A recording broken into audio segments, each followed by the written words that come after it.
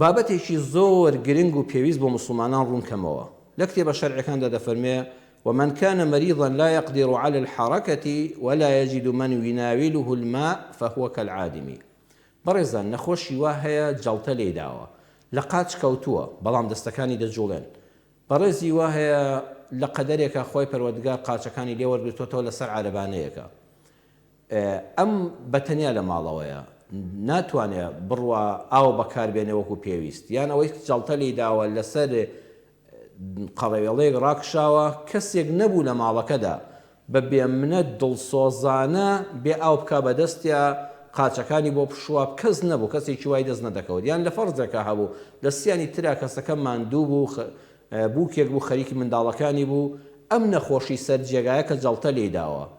کە دەتوانێت دەستەکانی بەکاربێنێ خۆ دەتوانێت دەستەکانی بە بەتانەکەی بەدەمی کێشێ ئەتوانێت دەستەکانی بە دیوارەکە کێشێ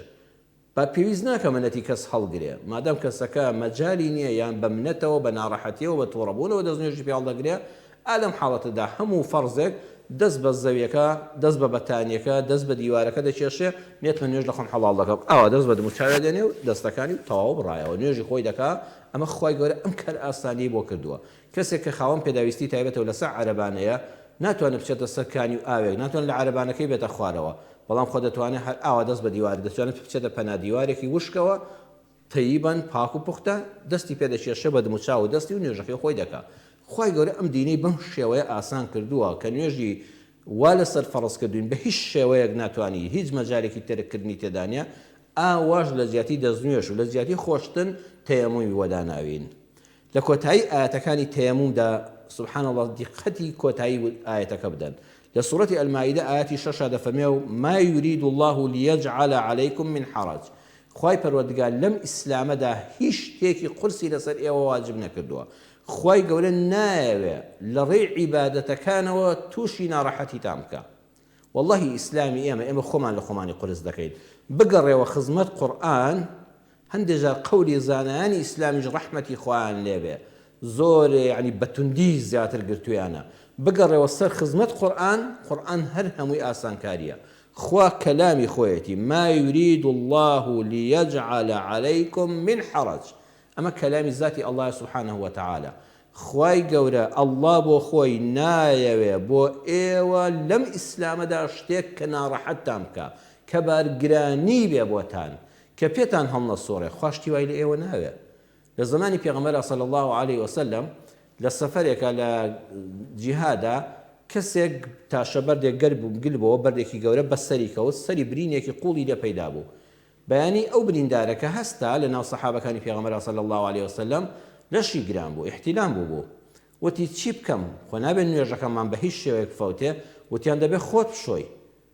دنیا سارد بوو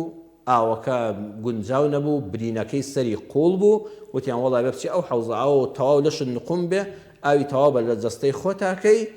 ئیتر بەم شێوەیە ناچار فەقیرە کردی و لەبەر خاتری یەک نوێژ بەم شێوەیە خۆی شۆرت ئاو چۆ برینەکەیەوە ئیتیهابی سەری کرد و سەری ئاوسا و پێ مرد هاتنەوە بۆ خزمەت پێغەمبەر صلی الله عليه وسلم پێغەمبەری خوا زۆر ناڕەحەت بوو فەرمووی قەتەلوه قەتەلەهم الله یا ڕەبی خوا بیان کوژێ وەکو ئەم کەسیان بە ناحەق کوشت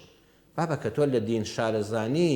پێویستی نەدەکرد خۆی بشوە بەس هەر بە عەرزەکە بە خاکەکە بە نوێنەکە یەکجار دەستی پێدا دەدا نێتمە نوێژ لە خۆم حەڵاڵ دەکەم دەستێک بە دەموچاو هەردوو دەستی و ئەوە لە جیاتی خۆشتن و دەستنوێژ و حتا بە ئیسراحەت کاتی خۆی دەهات و دەچۆ سەر ئاوێکی پاک و پوخۆت هەتا وەکو برینی سەری چادەبەوە کە برینەکە چاک بووەوە دکتۆر وتی هیچ زەرەری نیە تەڕکردنی ئەمجا بڕۆ خۆت بشۆ ئەو هەموو مەسافەیە تا ئەم برینە چادەبێتەوە تۆ بۆت هەیە لە جیاتی خۆشتن و دەستنوێژ هەمووی تەیەموم بکەیت ئەو تەیەمومی کە خوا لە قورئانە باسی کردووە فەرمووی بەداخەوە بە نەزانی کوشتیان خوا بیان کوژێ خوا ئەوانە بکوژە کە دینی ئیسلامە خەڵق قرس دەکەن کە لە قورئانەوە دین بە خەڵک ناگەێنن خۆی کابرا متەشەدیدە دەیەوێت دینێکی قرس بە خەڵک بگەێنێ کاتێک کە پەروەردگار لە قورئانەکەیە شتی ئاوای نازڵ نەکردووە و بەو شێوەی دیاری نەکردووە